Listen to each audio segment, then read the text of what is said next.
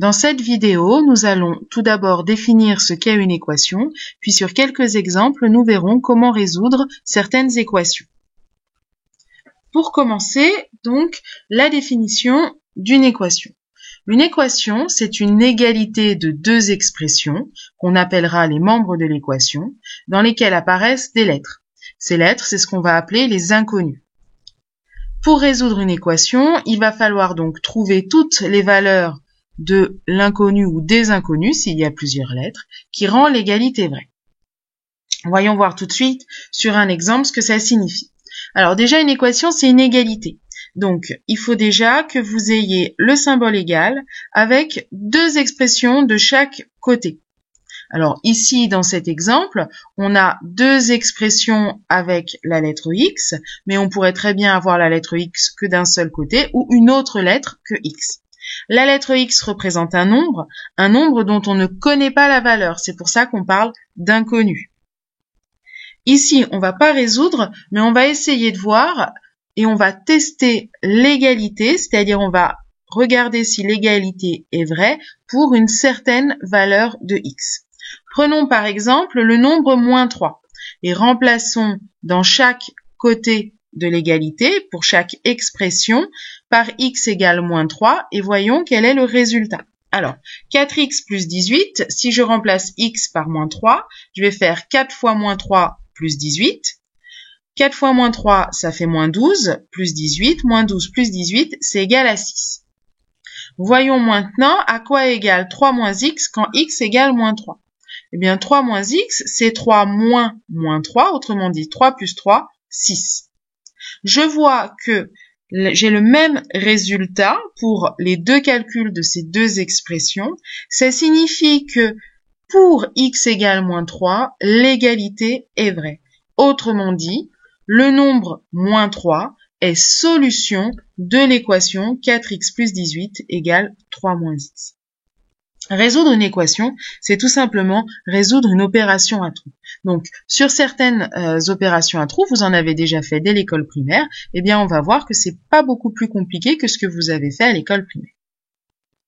Pour résoudre donc une équation, il va falloir trouver là où les valeurs de l'inconnu qui rend l'égalité vraie.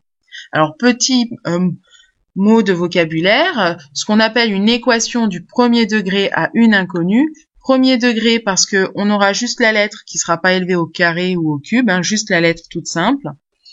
Et à une inconnue parce qu'il n'y aura qu'une seule lettre.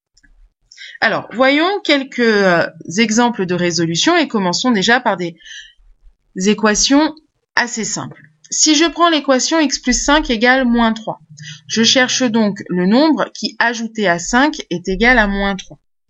Alors ça, c'est une opération à trous que vous avez déjà fait il y a longtemps. Vous l'avez pas forcément appelé une équation, mais en fait, c'était une équation. Alors, qu'est-ce qu'il faut faire?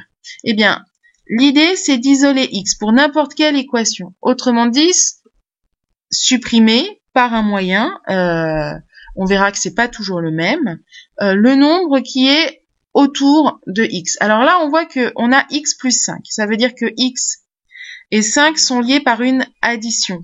Et on sait que les additions, elles fonctionnent avec les soustractions. Donc, si je veux supprimer plus 5, il va falloir que je calcule moins 5. Et pour qu'une égalité reste vraie, il faut que j'applique la même opération de chaque côté de l'égalité. Donc, si j'applique moins 5 à gauche, je vais être obligé d'appliquer moins 5 à droite. Ce qui va me donner x plus 5 moins 5, c'est égal à moins 3 moins 5. Pour qu'une égalité reste vraie, je suis obligé d'appliquer la même opération à gauche et à droite du symbole égal. Alors après, j'ai plus qu'à faire mon calcul. Plus 5 moins 5, ça fait 0, c'est justement pour ça que j'ai fait moins 5. Donc il va rester plus que x à gauche et à droite, moins 3 moins 5, c'est égal à moins 8. Donc x égale moins 8 est la solution de l'équation. Je vérifie rapidement, moins 8 plus 5, ça fait bien moins 3, donc x égale moins 8 rend l'égalité vraie. Voyons voir sur l'équation suivante, x moins 7 égale 2,3. Pour se débarrasser de moins 7, on va faire plus 7, et on va faire plus 7 de chaque côté de l'égalité. Donc on va écrire x moins 7 plus 7 égale 2,3 plus 7. Moins 7 plus 7, ça fait 0. Il va rester plus que x à gauche. 2,3 plus 7, ça fait 9,3. Autrement dit, x égale 9,3. Si rapidement, je vérifie ma solution, 9,3 moins 7, c'est bien égal à 2,3. Troisième type d'équation. 4x égale 27. Alors maintenant, x et 4, ils sont plus liés par une addition, mais ils sont liés par la multiplication. Je rappelle que 4x, c'est en fait la même chose que 4 fois x. Et multiplication est liée à la division. Donc si on veut isoler x, il va falloir diviser par 4, divisé par le coefficient de x. Mais si je divise par 4 à gauche, je suis obligé de diviser par 4 à droite. Donc, je vais écrire que 4x divisé par 4, c'est la même chose que 27 divisé par 4. 4 divisé par 4, ça fait 1. Qu'est-ce qui reste? Juste x. Et 27 quarts de l'autre côté. Alors là, j'ai choisi de l'écrire uniquement sous la forme fractionnaire. J'aurais pu donner une écriture décimale, puisque 27 divisé par 4 est une division qui se termine. Quatrième type d'équation, 5x plus 3 égale 7. Alors là, on voit qu'en fait, c'est une composée des deux genres d'équations qu'on a résolues avant. Puisque on a 5x, autrement dit, je vais avoir 5 fois x, et puis j'ai une addition plus 3. Alors, pour résoudre ce genre d'équation, on va déjà commencer par supprimer cette addition, et pour supprimer cette addition, on soustrait, et on soustrait par moins 3. On soustrait par moins 3 à gauche et à droite du symbole égal. Donc, ce qui va nous donner 5x plus 3 moins 3 égale 7 moins 3. Plus 3 moins 3, ça fait 0, c'est exactement ce que je voulais. Il me reste plus que 5x. 7 moins 3 égale 4. Autrement dit, je vais pouvoir écrire 5x égale 4. On divise maintenant par le coefficient de x, puisque je me retrouve avec une équation du même genre que l'exemple numéro 3. Eh bien, je vais diviser par 5. Je vais avoir x, 5x divisé par 5, c'est égal à 4 cinquièmes. Autrement dit, x égale 4 cinquièmes. Là encore, j'ai choisi de conserver la fraction. J'aurais pu aussi écrire l'écriture décimale associée, c'est-à-dire 0,8.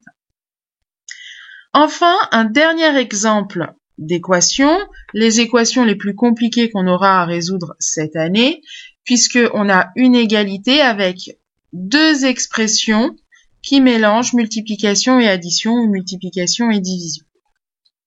Alors, on va commencer d'abord. On dit qu'on regroupe les termes en x, ça veut dire qu'on va essayer d'avoir des x que d'un seul côté de l'égalité, soit à gauche, soit à droite. Pour ça, si j'ai 4x par exemple à gauche et que je veux les supprimer, il va falloir que je fasse moins 4x. Ou si j'ai 2x à gauche et que je veux les supprimer, il va falloir que je fasse moins 2x.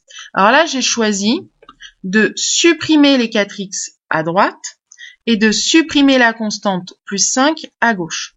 Pour ça, je vais donc appliquer moins 5 pour supprimer le plus 5 qui est ici, et moins 4x pour supprimer le 4x qui est là. Mais pour avoir l'égalité encore vraie, si j'applique cette opération à gauche, il faut que je l'applique aussi à droite. 2x moins 4x, ça va donner moins 2x. 5 moins 5, ça fait 0. 4x moins 4x, ça fait 0. Il reste moins 7, moins 5. Je fais le calcul. 2x moins 4x, ça fait moins 2x. Moins 7, moins 5, ça fait moins 12. Je vais donc me retrouver avec une équation dans le même genre que l'exemple numéro 3. Pour ça, je vais diviser par le coefficient de x. Ici, c'est moins 2. Et je vais donc écrire que c'est moins 2x divisé par moins 2 égale moins 12 divisé par moins 2. Autrement dit, x égale 6. La solution de cette équation, c'est x égale 6. Rapidement, je peux vérifier. 2x plus 5, c'est 2 fois 6, 12, plus 5, 17. Et de l'autre côté, 4 fois 6, 24. 24 moins 7, 17. J'ai bien égalité dans les deux avec x égale 6.